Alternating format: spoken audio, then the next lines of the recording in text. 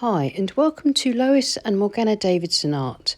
It's Lois here and today I'm painting more distant mountains, this time with a beautiful foreground tree on the left and grasses surrounding a path that leads back towards trees and distant mountains. And above all this, heavy grey storm clouds blowing in from across the mountains.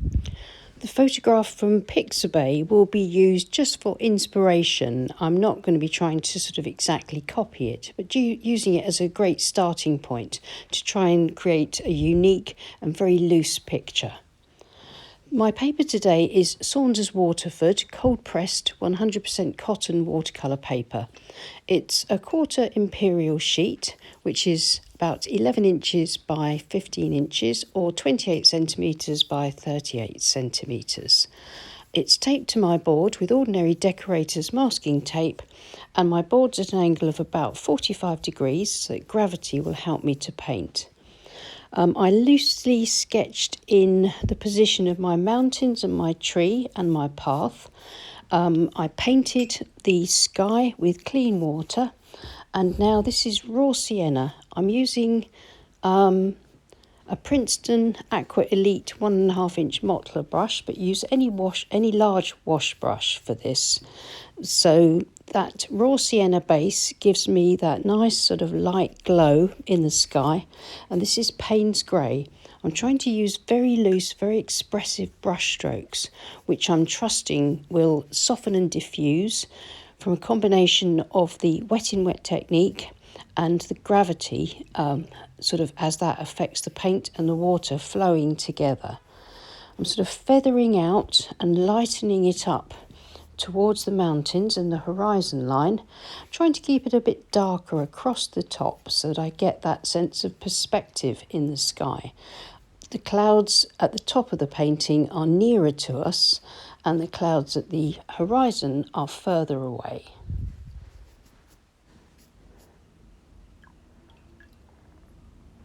So I've squeezed all the water out from the brush and paint onto a paper towel, and using the tips of the brush I've lightened a few areas, and now I'm introducing a bit more raw sienna just near the horizon. A lot of that will probably disappear when I paint the mountains in, but for now that just adds to that nice sort of glow and sense of depth and distance and gives me that sort of subtle effect. I've mixed up a green using raw sienna and a touch of Windsor blue and a touch of burnt sienna, and I'm pulling that across the foreground and then adding in extra raw sienna to just try and build up sort of the underpainting, trying to keep some light in the middle of the painting so that I get light reflecting from the sky between the clouds, and I can build up the shadows under the tree and shadows in the foreground eventually. So this is a nice earthy green, just to darken up the foreground, and just using scribbly brush strokes to fill in that area there. This is made with burnt sienna, ultramarine blue, raw sienna, and there is a dab of burnt umber in it as well. Just building up that colour and tone. I'm not too worried whether it looks sort of a little bit ugly at the moment. We'll refine things at the end, just building up tone and texture. Now dipping into much richer, drier raw sienna, putting some of that into the foreground. It will dry back a little bit lighter, and I want to sweep some of that for some stronger distant plains or mid-ground plains that will be just underneath the mountains. So getting a little bit of colour across there now.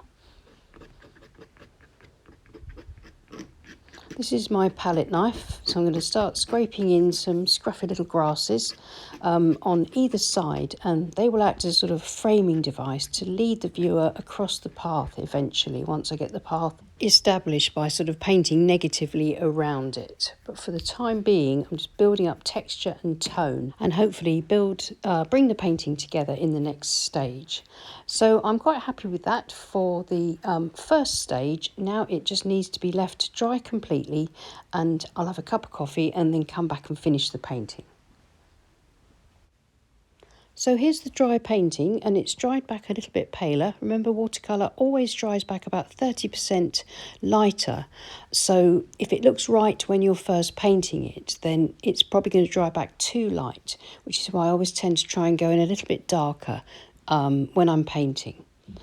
The distant mountains now, I'm painting with my size 14 round brush, which is an Escoda Perla, and I've mixed up some ultramarine blue, burnt sienna and light red with plenty of water to make a sort of palish, sort of greyish violet shadow colour for the most distant mountain.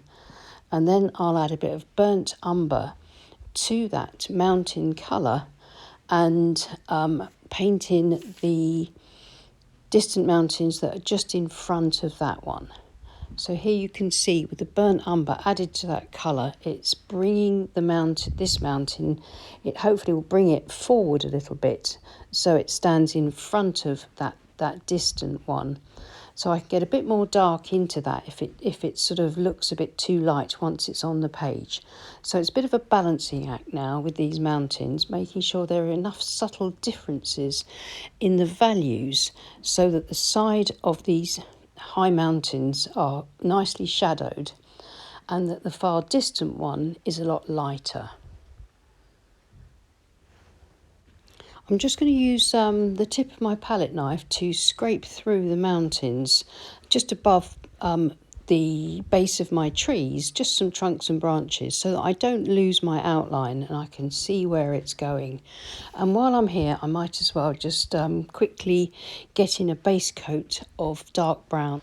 So for this, I've just added a bit of Payne's Grey to my mountain colour to darken it a bit.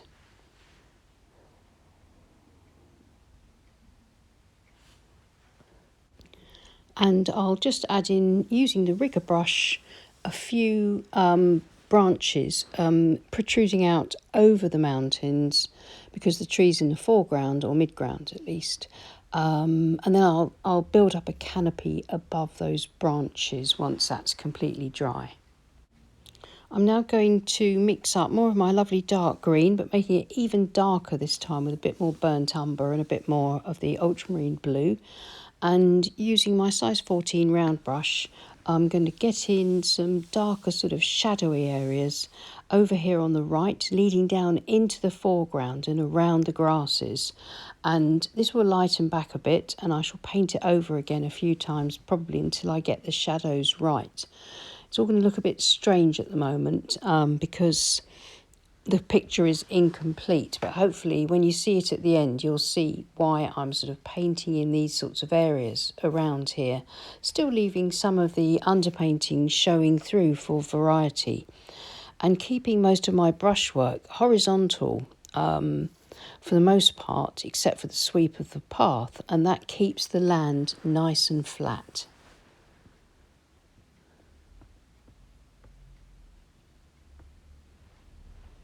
And means that I can establish the grasses with these more erratic sort of vertical and diagonal brush strokes. You can see that I'm holding my brush really far down the handle, and this is helping to keep me loose so I don't get bogged down with too much detail, just making these sort of very scribbly calligraphic marks, which hopefully once they dry and once everything else is finished will look sort of convincing for a tangle of grass across the foreground.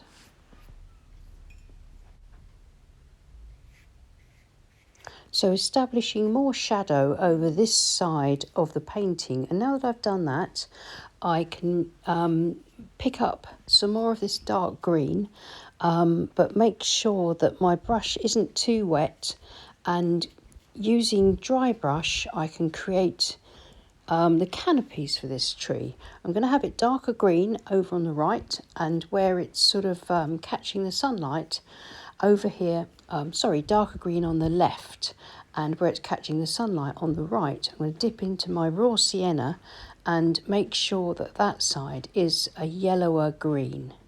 That's a little bit too wet. I need to dry my brush off because I'm looking for dry brush here so that you can see the sky in places through the canopy.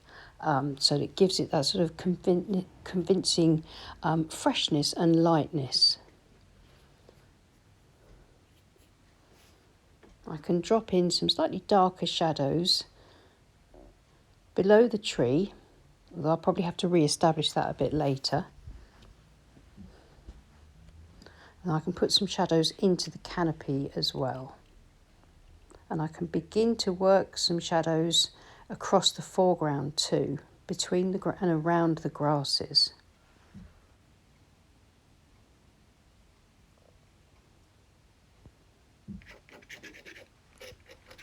I can scrape in again with the palette knife just to continue to build up the texture and the look of these grasses, trying to get them to look upright in the foreground, sort of, so that we get some dimension to the foreground as well as having dimension and distance in the background.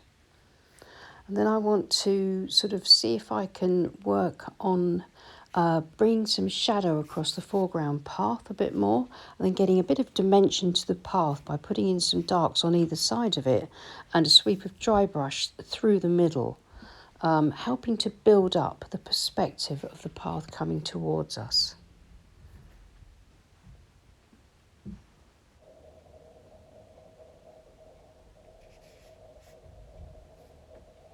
Don't be afraid to smudge some of the lines a little bit with your finger to soften and blend them in when you're working with wet paint onto a dry painting like this.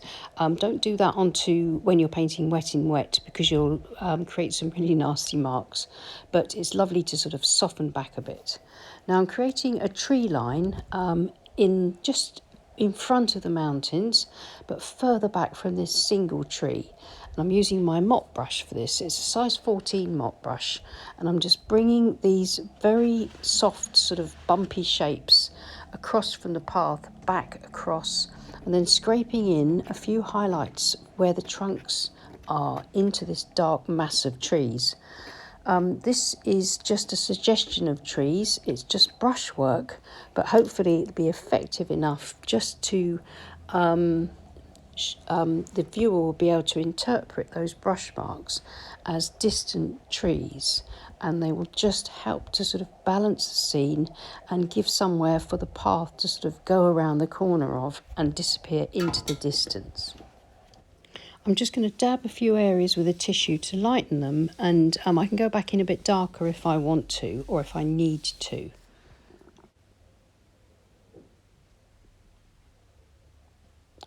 So here's the finished painting. I'm afraid I forgot to switch the camera on. I really apologise for that, but I'll talk you through what I did. I haven't done much. What I've done is I've used that dark green to glaze over the foreground and darken it in a few places whilst trying to keep the light.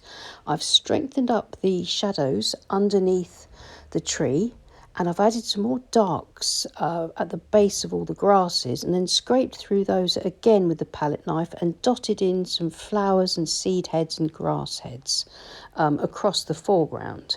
I've also darkened up the tree trunks and some of the branches and added a little bit more dark to the foliage. All these simple steps have brought light and deep shadow to the painting. And it's these strong contrasts, along with the very loose brushwork, that helps this loose painting to look sort of fresh and expressive, even though if you were to analyse it, it's certainly not perfect in any way. But loose painting is not designed to be that way. It is designed to express an atmospheric sort of expressive moment. So I hope you'll have a go at something like this. Just sort of let yourself go, have a lot of fun, and try not to get bogged down with detail. That's often the way to progress with loose watercolour painting, is just to leave the idea about detail behind and just go for an impression, and don't worry about if things don't go quite right. It's better to have something that's not quite right but that's filled with life and sort of expressive brushwork than to have something that's very detailed but has no life. Well, I hope that was helpful, and I hope you'll give something like this a try. And please give us a like and subscribe to our channel if you haven't already. And thank you so much to everyone that supports us on Patreon. And if you'd like to support the channel on Patreon, please follow either the link to Morgana's Patreon page or my Patreon page below. Thanks so much. Have a lovely weekend, and I'll see you soon, and happy painting. Bye.